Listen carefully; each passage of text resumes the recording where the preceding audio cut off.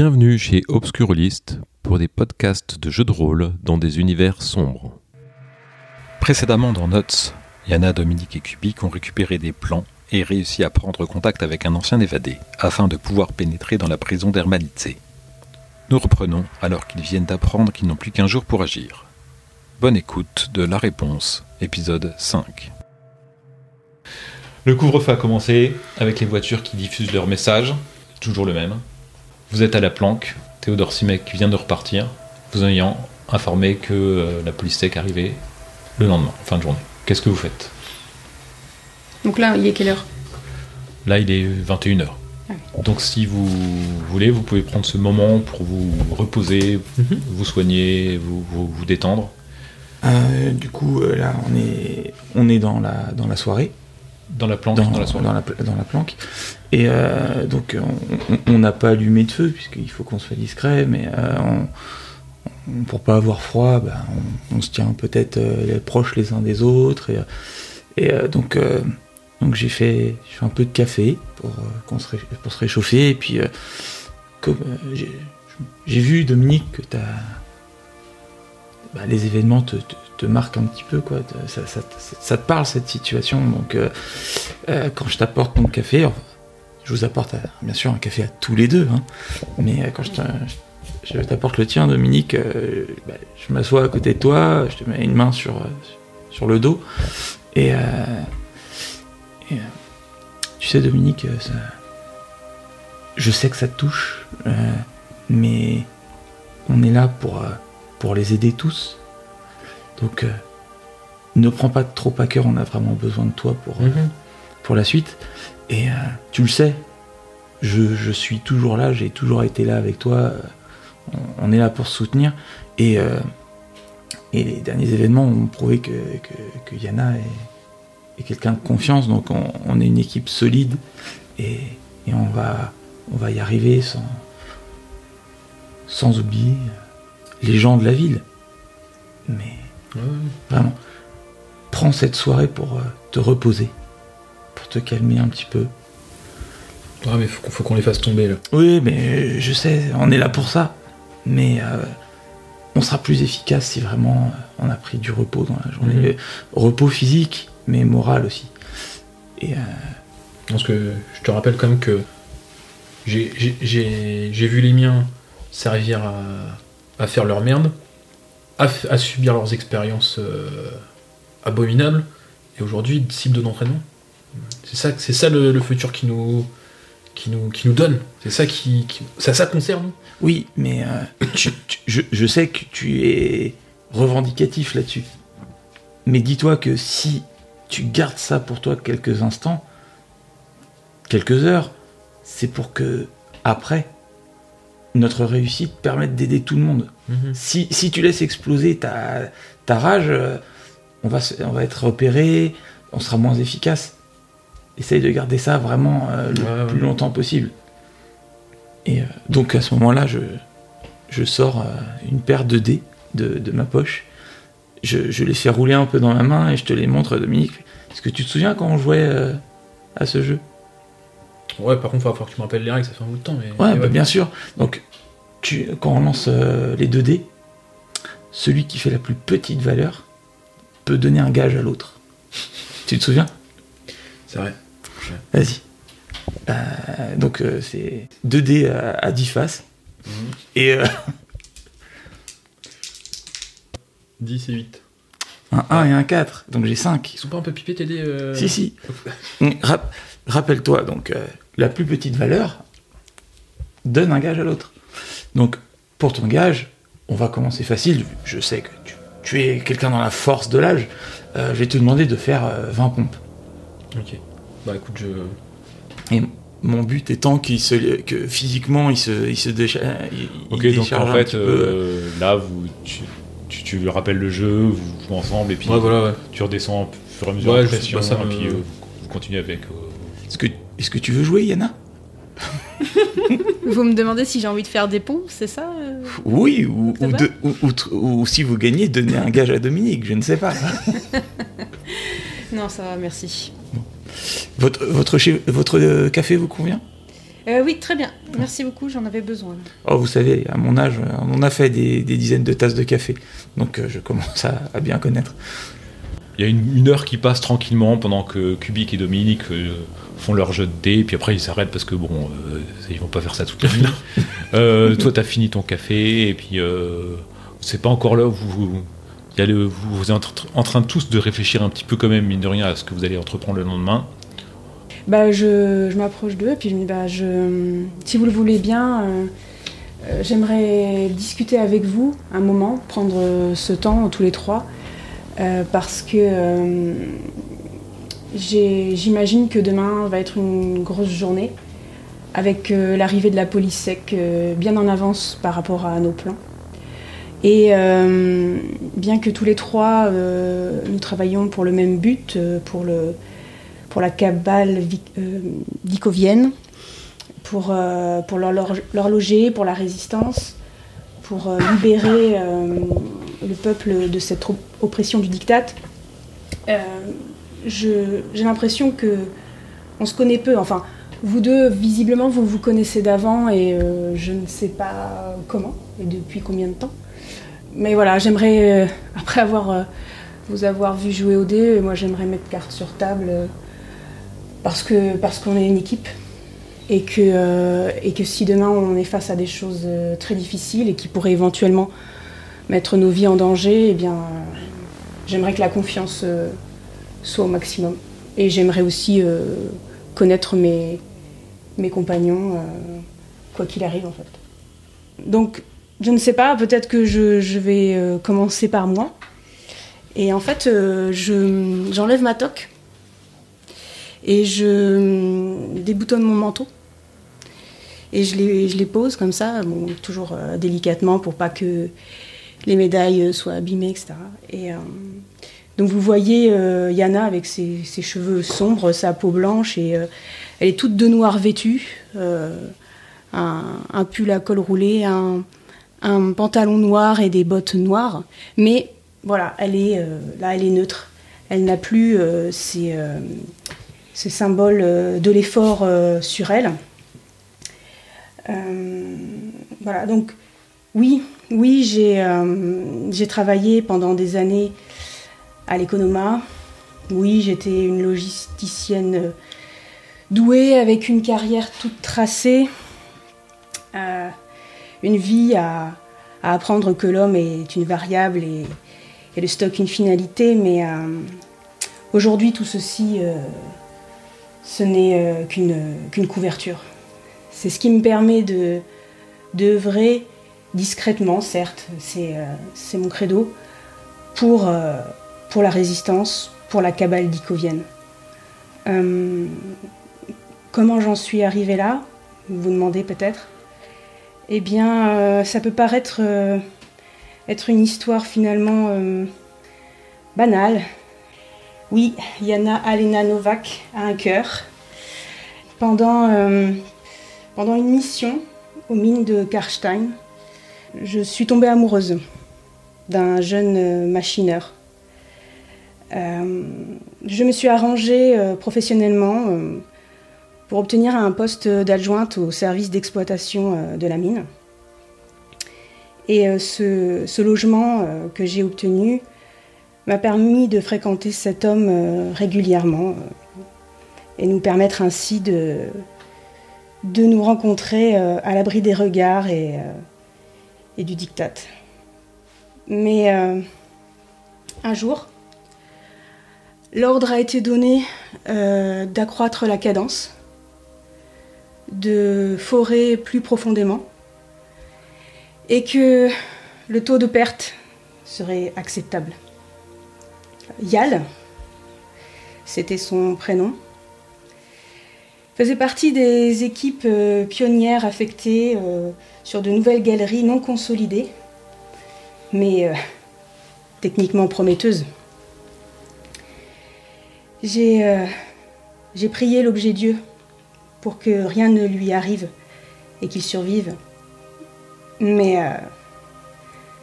ce qui survient ensuite s'avéra pire que la mort.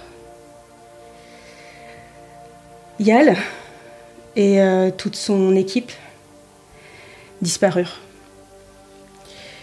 Ils se volatilisèrent dans les tréfonds. Évidemment, les équipes de secours sont venues, mais elles firent état de déformations étranges, de bizarreries structurelles de la roche. Mais des hommes, aucune trace. Ils n'ont pas cherché. Ils n'ont pas cherché à sauver ces hommes. L'arrivée de la police secrète, la fameuse police sec, prit tout le monde de court. Et la coordination réquisitionna toutes les preuves de ces découvertes et ordonna la fermeture des nouveaux filons. Une décision, comme vous l'imaginez, équivalent à une condamnation définitive. J'ai donc plus jamais eu de nouvelles de Yal, ni son corps, ni son sort, rien. Tout a disparu d'un seul coup, d'un claquement de doigts. C'est mon monde qui s'est effondré à ce moment-là. Je devais savoir. C'était plus possible pour moi, c'était viscéral, je devais obtenir des réponses. Pourquoi ils n'ont rien fait? Qu'est-ce qui s'est passé dans ces galeries? Quel est le sens de tout ça? Il fallait que je sache. Du coup, j'ai fait ce qui est interdit. J'ai fait ce que mon contact Vladimir Zak a fait et qui lui a valu sa place, toute sa carrière, à être mis au placard. J'ai dupliqué l'un des rapports sur l'incident de la mine, avant sa destruction par la police sec. Et je me suis fait prendre. Par contre, la chance incommensurable que j'ai eue, c'est que la personne qui a découvert ce que j'avais fait, travaillait pour l'horloger, travaillait pour la cabale d'Ikovienne. Du coup, au lieu de me faire chanter, elle m'a proposé d'en faire partie. Et c'est comme ça que je suis rentrée dans la résistance, que j'ai rencontré Minard, et je fis partie de la cabale. Donc voilà, Kralov. Moi aussi, je veux renverser ce système. Moi aussi, j'en ai marre de leur attitude inhumaine que l'économa, l'économa, c'est de la merde. L'économa nous utilise comme des objets, comme des machines, peu importe le prix, peu importe le coût. Et c'est plus possible. C'est plus possible. Donc, demain, notre objectif, c'est de sauver Alemar Ost, de découvrir ce que lui a découvert, et d'utiliser tout ça pour fragiliser le système. Et vous voyez que Yana, tout d'un coup, se met à souffler, regarde sur le côté, se frotte un peu le visage. Elle revit Voilà, les mains tremblantes. De se remémorer ce souvenir la met particulièrement mal à l'aise, puisque toute la journée, elle fait face, elle fait semblant d'être la Yana d'avant. À la fin de son discours, je tourne un œil vers Dominique un petit peu, et puis je regarde à nouveau Yana et je lève ma tasse, et c'est une histoire vraiment touchante. Personnellement, je comprends beaucoup mieux vos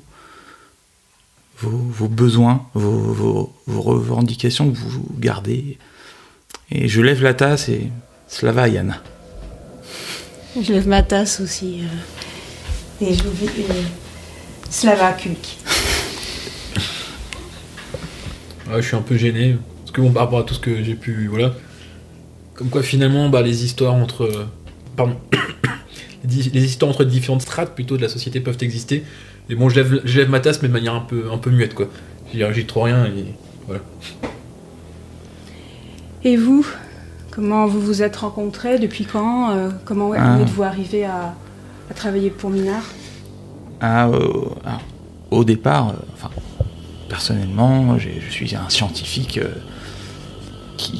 qui avait pas une petite renommée, mais malgré ce que pensaient les jeunes étudiants de ma tenue, on m'écoutait quand même.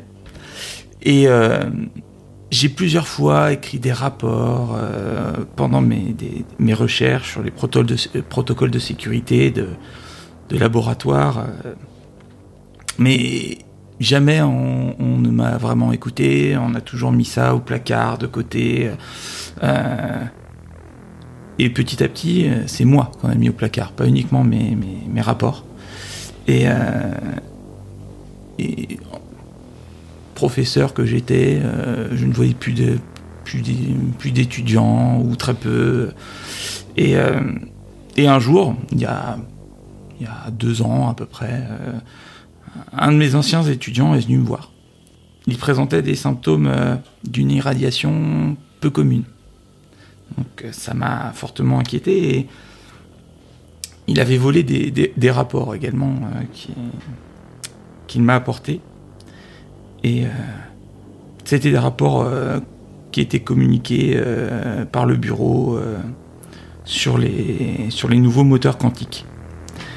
C'était des rapports complètement falsifiés. Les ouvriers qui travaillaient dans ces lieux subissaient un flux de radiation d'une quantité telle que c'était incroyable. C'était rien à voir avec ce qui est annoncé par nos décideurs.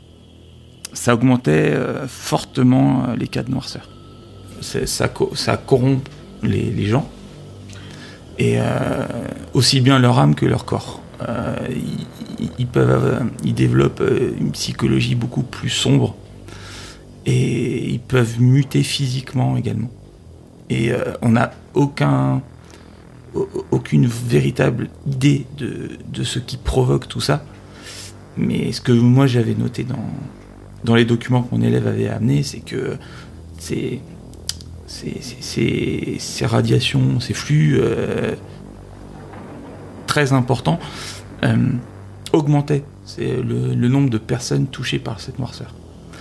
Et donc tous ces résultats que j'avais obtenus de mon élève, j'ai voulu les présenter aux responsables de l'intégrité, et ils m'ont écouté. Puis le résultat a été que j'ai tout simplement été muté. Et oui, il faut faire taire les gens qui veulent alerter les populations. J'ai été muté sur les digesteurs, donc vraiment quelque chose pour un scientifique de mon rang qui est j'étais totalement surqualifié pour ce genre de choses. J'étais vraiment mis de côté, il fallait me faire taire. Et un jour, Minard est venu me voir, et il m'a révélé que des mensonges comme ceux que j'avais pu essayer de diffuser, de mettre à jour plutôt, tous ces mensonges étaient assez nombreux. Il avait besoin de mon aide pour diffuser ces alertes. J'étais vraiment presque anéanti par ce travail sur les digesteurs, et quand il est venu me voir, ça m'a redonné du baume au cœur, ça m'a redonné du courage, et il m'a permis d'entrer dans la cabale pour que je sois actif pour repousser, pour bloquer tous ces mensonges et alerter le plus de monde possible. Et c'est là, c'est parmi ces gens-là que j'ai retrouvé Dominique, qui par le passé avait, par sa vigueur, sa gouaille syndicaliste, avait soutenu les recherches que je présentais au fur et à mesure. Et, nous avions établi des contacts, une certaine proximité dans nos idées, et donc je l'ai retrouvé dans la cabale. nous sommes quand même de milieux complètement différents à l'origine. C'est ça. À l'origine.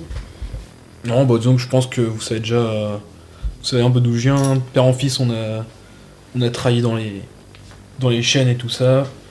Marche ou crève, c'est la chanson que j'entends depuis tout gamin. Hein. Donc voilà, hein. Un bras arraché, hein, comme disait l'économie, il y en a toujours un deuxième pour bosser. Donc bon, bah, c'est comme ça que j'ai vu pas mal de mes potes, pas mal de gens de ma famille mourir sur les chaînes. Tout ça pour une machinerie qui ne fait que nourrir les plus riches. Hein. J'ai bien vu les boutiques de l'économa, hein, qui, eux, ils se vautrent dans le luxe, tandis que nous, on se vautre dans la merde. Et en fait, bah, il y a quelques années de ça, j'ai eu combien ? Pas mal de plaintes, on va dire de veuves dont les maris, même des fois les fils, avaient disparu. Et j'ai appris en fait que sous couvert de vouloir les soigner, en fait, de radiation quantique, le département de l'intégrité s'en servait comme rat de laboratoire. Donc finalement, on sert jusque dans la mort, aussi bien pour produire que pour se faire découper en morceaux ou injecter de Dieu sait quelle merde, quoi. Donc voilà. Depuis, bah, j'ai eu la chance de rencontrer Minard, qui ensuite, bah, on s'est retrouvé avec Kubik, et voilà, quoi. Donc voilà pourquoi un peu je suis ici, quoi. Donc si je peux couper la tête de litre de ce système, je le ferai avec joie. Et bon. Au final, on a tous des raisons d'en vouloir à ce système. Donc, Bah absolument, je pense que c'est pour ça qu'on fait partie de la cabale, quoi. Et c'est sur ces échanges un peu intimes et intimistes, ouais.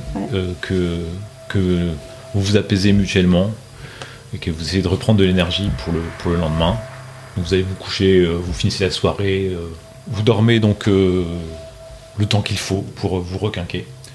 Et vous vous réveillez, ce n'est pas encore la fin du couvre-feu officiel, hein. Vous pouvez comme ça vous laver un petit peu, manger un petit peu, et puis mettre en branle peut-être le planning de votre journée, qui risque d'être assez intense. Donc il est quelle heure là ? Donc la fin du couvre-feu sera vers les 7h, il est vers les 5h, quelque chose comme ça. Ah d'accord. Donc qu'est-ce qu'on a à faire ? Bon, toi, tu dois aller voir Darold et donner les papiers pour sa famille, oui, pour qu'il soit mis à l'abri, tout ça, et voilà, qu'ils puissent enfin manger à leur faim. Qu'ils soient réhabilités, qu'ils soient considérés comme des citoyens plutôt que rien du tout. C'est ça. Et donc grâce à ça, Darold devrait te dire, tu vois que je tutoie maintenant, devrait te dire la faille de la prison, quoi, comment il a s'échappé. C'est ça, c'est ce qu'il m'a dit. Moi de mon côté, je vais creuser pour un plan B ou parallèle, en demandant à l'économa un laissez-passer, enfin une autorisation de visite des contremaîtres de la chaîne de production qui a posé problème, en espérant obtenir un laissez-passer pour aller voir Alemar Host. Et je peux amener éventuellement... Éventuellement, tu peux aller avec quelqu'un. Mais Kubik, après... en tant que spécialiste pour mon enquête. Oui. Après, si ça le dit. T'avais une idée, Kubik ? Alors, avant que Dominique parte, je voulais te demander, quand tu verras Darold, donc en fonction des informations qu'il te donne, est-ce que tu pourrais lui demander si dans la prison il existe des gardes qui soient un petit peu moins sérieux, certains gardes qu'on pourrait éventuellement... Il y en a peut-être un qui l'a aidé. Qu'on pourrait acheter. Par exemple. Donc ça pourrait nous permettre d'avoir d'autres accès, peut-être accès à des, je sais pas, éventuellement des déguisements si on en a besoin. Donc il vaut mieux savoir à qui on peut s'adresser dans la prison. Ouais. Avant. Pas de souci. Sinon, pendant que chacun va qu'à ses occupations, moi j'aurais eu envie d'aller observer les alentours de la prison. Tout à fait, ok. Pour savoir ce qui se passe exactement, si les allées et venues, comment se passe la sécurité, est-ce justement. Est-ce que vous vous organisez sur un point de regroupement? Oui, il faut qu'on se retrouve après. Je sais pas, toi, Dominique, tu as rendez-vous le matin, c'est ça? C'est ça. Bientôt. Moi, je peux me rendre aux premières heures d'ouverture de l'Economa.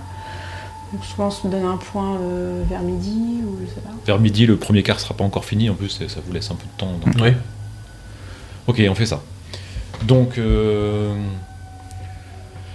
Yana, tu te diriges vers les bâtiments de la coordination pour obtenir le papier pour pouvoir rentrer dans la prison. Le permis d'autorisation, quoi, le droit d'autorisation. Autorisation de visite. L'autorisation de visite pour rentrer, pour aller visiter des prisonniers. Ok.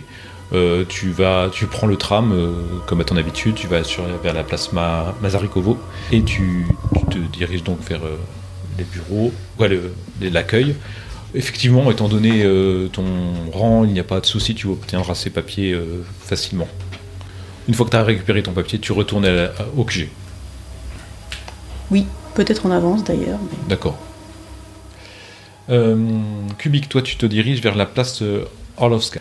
Tu as quelques tavernes miteuses, tu as une estrade pour des crières publiques, tu as des messages propagandistes qui sont répétés dans des haut-parleurs. Autour, il y a des immeubles assez décatis, des maisons vétustes. Les rues, elles sont encombrées, elles sont disposées sans logique apparente. Il y a un château d'eau qui s'élève à environ 200 mètres de la place, qui en fait fait une silhouette qui répond à la silhouette de la prison.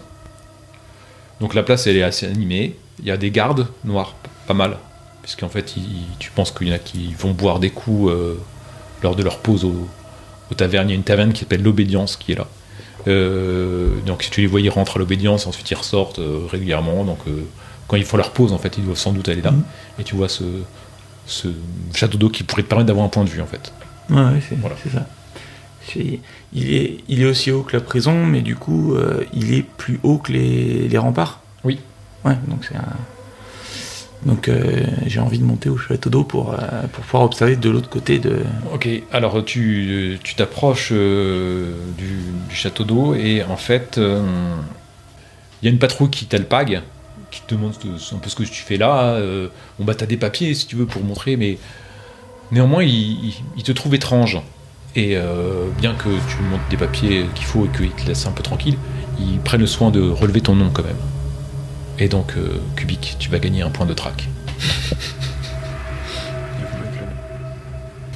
Ensuite, tu cherches à monter au château d'eau, c'est ça ? Donc en fait, tu pénètres dans le château d'eau qui est un peu vétuste et délabré. Tu entends des bruits, tu sais qu'il y a visiblement, il y a des techniciens qui travaillent là. Tu montes l'escalier en colimaçon, si tu veux, et puis ils sont travaillent dans un recoin, puis il y en a un qui visiblement t'as entendu passer et qui sort qui arrive en fait, qui débouche à quelques mètres de toi. Qu'est-ce que tu fais là ? Et ainsi se termine la réponse, épisode 5.